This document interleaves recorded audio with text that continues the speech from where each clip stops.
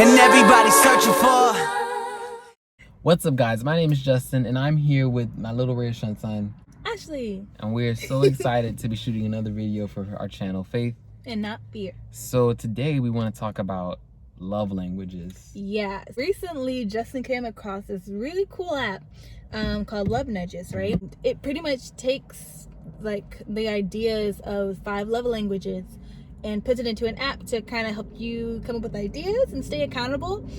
We thought it was really cool. We wanted to share, but we also realized that some of you may not know what the love languages are, and so we kind of wanted to just go through them really quickly, and then our history of them and what we've kind of learned with setting up the app, and then what we want to do going forward, right? Yeah. Okay.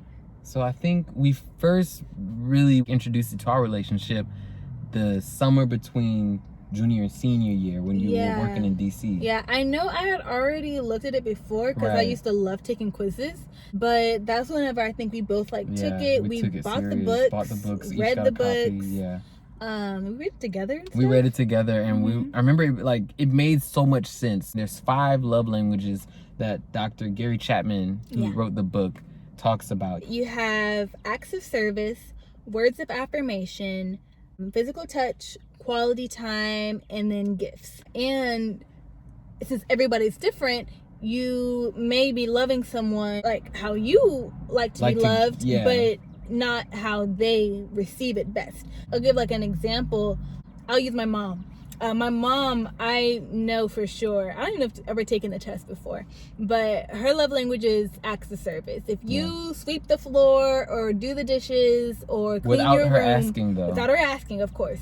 But if you do any of those things for her, like that is equitable to like just saying I love you. She receives that and she feels loved because of those acts of service. So like for us, when we first started dating, quality time I knew was important to you. This is a really good example. Ooh, yeah. So we used to study together. Yeah, when we first started dating. And I would be like, oh, sweet, check the box. Like I get to spend time with her, make her feel loved and like present, and I get to get all my work done. And like when I work, I'm in like a he is in focus study mode. Yeah. He does not come Don't out turn my at head. all. Because it takes a lot for me to get these eyes in gear, so like I have to push through. And like the sophomore year, we were still like learning each other and learning about our relationships. So, like it would make you a little upset that like I would. Yeah, it took me a while, I think, to tell you. I know for me that even though we were like spending time together, it was not quality. It was not quality time. I never felt like I had his attention. I would just say I didn't understand, but like that summer between junior and sophomore year, when we really read the book, it became so clear. The key to all of these love languages is being intentional. And even though, so to relate it back to our example, I was spending time with you, but I wasn't spending quality time with you. It wasn't intentional. It wasn't like the purpose of the time together was not to spend time together. The purpose was I gotta study. Yeah, we're doing stuff and we're doing it together. That whole album just makes me feel sad. Oh God. That you used to listen to. There was an album that he played a lot, and so anytime I hear any of the songs, it just makes me sad because I remember how sad I used to be when he was studying. So that's like on the side of like not being intentional, but there's another side to this where like even when you're being intentional, if you're speaking your love language to them and that's not their receiving language, then you're in a pickle too. When we first started dating, it became very clear that like words meant so much to me from you. Like it would build me up. It would help me to believe in myself at like a lot of dark moments. And sometimes you would like want to hug me or like spend time together, and like I just would like need you to be speaking to me. And so that's an example of how like in our relationship, even though she was being intentional, she would intentionally do things and say and be with me, but like that was very huggable. She was always hugging me, even though she was being intentional. Like so it was her proficiency, but not the way I receive it, and that impacted us too until we figured that out. Yeah, I guess it's been like about 2 years now of us like knowing each other's love language and trying to utilize it, and I think we've done pretty well with it. We've been able to like ask each other like, how's your love tank doing? How have I been doing with loving you the way that you receive it best? And I know sometimes we're more intentional about it than others. It always comes up for me when it's a holiday. Valentine's Day and your birthday are really when I think about it, and I'm like, I gotta make sure the date hits her love things. It can't be like I write her a card. Like, she still wants that, like, still hit that check box, but like, like, I gotta plan a quality time thing that's intentional. Yeah, like, what's the way to feel best love? So yeah, I guess like through our gifts, that's been the way that we've tried really hard to try and make sure we're hitting each other's love languages. Whenever we first started dating, I guess, like, without knowing the love languages, like, I knew that words meant a lot to you.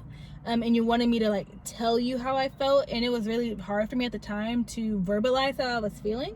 So his love language being words, not only was it like not my first instinct to like tell you that you look really nice today, or that I really appreciated something that you did, it would also be extremely hard for me to actually like be able to identify that. So if I can't even like think of that emotion, or that like the idea within myself, like, of course I'm not even gonna think to say something like that. Like, so it took practice. Yeah, it took a lot of practice, and I think like even now it's not usually the first thing I do, but I can say I have definitely grown a lot. 100%. Like, she made me for one of, I think it was our anniversary, this golden box, and it's a wooden box. It's gold. She painted it gold, and on the inside she's got like 250 note cards, thick quality paper. Now I'm talking about. I did get some quality paper.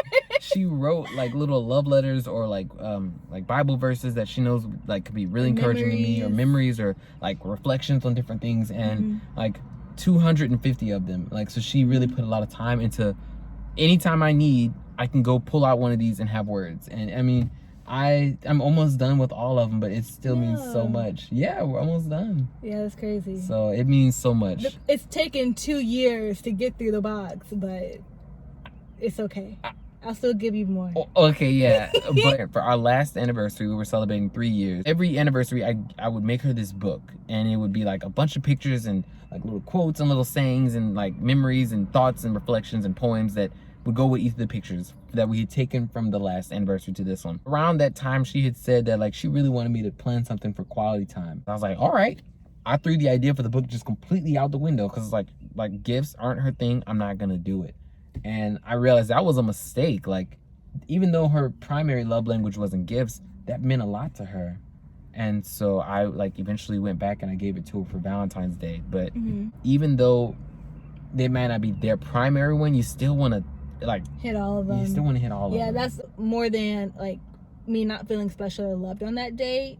It was more so just, this was the way that we tried, and we know that like just this way isn't the way. Like, it was more of a learning. This isn't exclusive to like a partner relationship. Yeah, that's so true. This is like all relationships. Like, we're called to love our neighbor, and our neighbor is everyone. Like, Jesus makes sure you knew like your neighbor, everybody. So just in general, the 5 love languages is so good for relationships. Like, knowing like, hey, if my brother or my sister like words or affirmation, like if that's their love language, then it's actually may really hurt them if I call them stupid today, or anything like that, you know. Just the way that you love and care for people, the love languages could really help you in being more intentional with all of your relationships, and it may help you to understand where other people come from. Even with your parents, and like you said, with your siblings, it helps you to see like why certain things matter so much to them. Here's a really good personal example. My dad really loves when we sit and listen to him tell stories about some of the genealogy he's done about my family. And I can never quite understand like why that means so much to him. But once I took the love languages and got like took quiz and got really acquainted, I came to realize he likes quality time. He just wants intentional quality times on his terms, and that means so much to him. So what you found, you tell the story. How did you find this? So I was looking for this budgeting app, and I stumbled upon another app, and it was called Love Nudge. And at first I was like, that sounds weird. But the little thing under it said the official app of the 5 love languages. And I was like, wait a minute, the official app of the 5 love languages? You put official on it. Yeah, I was like, okay. So I had to check it out. I downloaded it, and I was like, okay. So it lets you like retake the quiz, and then like connect with your partner. a shortened version of the quiz. Yeah. And then it like breaks down like your percentages, what your love languages are, because it's not like your only quality time or your only gift. Like, you may be like 25% quality time and like 13% gifts or something like that. So it lets you connect with your partner, and yeah, you're able to like you're able to connect the accounts. Yeah. So you could see each other's love languages. And the craziest thing happened. Yeah, so let's tell you. So whenever I was like, before I taken it with you and when I took it then, I know my top two were definitely touch and quality time. And I think they flipped. So when I was younger, it was touch first and then quality time. And then let's say like the last year and a half ago, whenever I took it, it was quality time and then touch as my top two. And with how those, the website did it, like you got your top two. For me, like we knew mine were words of affirmation. Words. And then kind of later on, like quality time. But then like even like a little bit like gifts to a degree, like sentimental things, like really intentional like sentimental things. But we took the quiz yesterday. And we took it last night, and we are not who we said actually, we were. He said, honey, I got some splaining to do.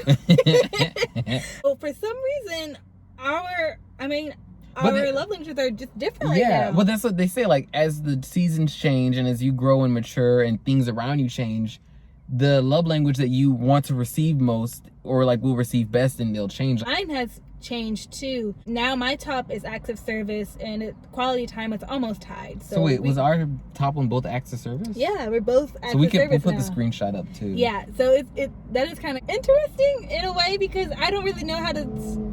Do we know how to speak it in a way? I mean, I have a lot of ideas. It's just so new. We used to say like, or his used to be for sure, words of affirmation, but now your top two are acts of service and physical touch, which is really interesting because physical touch was like you're probably your bottom two before. Not because you don't like hugs and that type of affection. I think acts was definitely much lower. Yeah, and so it's just like, whoa, like what we thought was his top love language is now 4 out of 5. Yeah, like maybe this new season has kind of changed. Like as we're just adulting. Yeah, trying to figure out how to adult and just a lot more responsibilities and things on our plate. Maybe that's just where the desire for like acts of services come from. So because we're alone and because we are responsible for doing absolutely everything for ourselves, like maybe that's why acts of service, like if we could just have someone just come in, cook my dinner and like wash my clothes, like I would like do anything for that person. Yeah, it just means a lot. And so I know for me, like just taking a few things off my plate sometimes, like it really, like whenever you would like help me fold clothes and those type of things, like it just means a lot. And so I just think it's so funny that it changed. And I guess it just speaks to the fact that you probably need to like retake the quiz every 6 or so months, or at least once a year, just to see how we're changing. Certainly at least once every 6 or so months, like just to see if things have changed. Or if you undergo a major life change, like if your 6 months doesn't fall before you graduate college or something big, or you take a new job, like take it when there's a major shift in your life, because you're gonna things start changing. Because we're just finding that like we're growing and changing in that way. But that's okay. That takes me to the last point. Yeah. So we saw this app where we both took the quiz. We've connected now. We've refreshed our stuff. Yeah, and the cool part is like they not only like you're able to like update your love language. So I could say today I'm feeling 97% loved. The only thing I need is a hug whenever you leave, type of thing. And I could update that, and he'll see the update, and he's able to update or like request me to update my love language.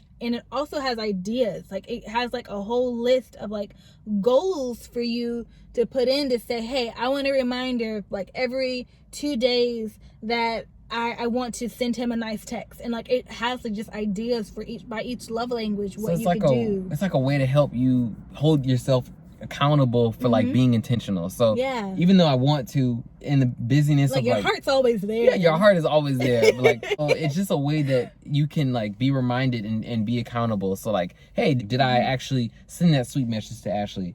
Did I remember to like take a second and think of a gift for her like for next weekend, just because it's Thursday? So like things like that. I think one part of this that I'm excited about is I want to see how, since our love languages have changed, like how we can get new ideas. But one thing I'm a little like leery about is I don't want it to become so regimented where it's like, I give you a 3.9 for today, Ashley. Like I don't want it to be like that, but I think that's more heart posture.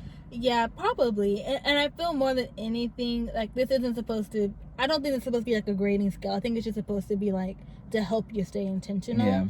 So hopefully, because one like that, I think it, more than anything, just helps you amongst the everyday keep your love for your partner a priority and how you're loving them. I'm excited to use it. So what we're gonna do is try to not really document, but check in, and like we'll maybe like in a month or so we'll come back and see like how are we doing, have our love languages changed, and how has using this app kind of like helped us. If it's helped. Of course, this is not sponsored, and we just made the profile last night, so this may actually, I have hope. I think it's gonna be a good tool. If anything, it'll make it so that it's naturally on our radar because we've checked in so many times. Yeah, and I allowed it to give me notifications. Me too. I want to see like if we consistently check in and if we consistently follow through with what we're saying we're gonna do, like how will we feel about each other and ourselves? Like I know you love me, and I know you know I love you, but like if I can like do better at that, like I'm excited to see what happens. Dude, we're gonna tell some of our friends though. They can hold us accountable to checking in and vice versa. Yeah. So we hope that you guys will check this out and connect with us. Yeah, if you haven't taken the love languages quiz, we definitely recommend doing it. We'll put the link in the bio and read the book. It's a quick read. We definitely recommend the book too. There's a couple, like there's one for parents and children, there's one for siblings. Yeah, they have a lot of different ones to try and help. I heard from class that they have like a blended families version. Yeah, he's done a lot. Yeah, so they have there's a lot of resources out there, but we recommend it. It's definitely helped us, and we could only think that it would help others. Yeah, so check it out. Check out the app. We'll put that in the bio as well. And we hope that you guys will connect with us on social media using the handles @faithandnotfear. Let us know what your experience has been with love languages, if you've used them before, or if this is your first time. Yeah, if you've never taken it, or if you have and you know yours, like drop it below. Let us know what your love language is. So like and subscribe and keep on living in faith and not fear. What we got if we don't got, and everybody's searching for, and everybody need that.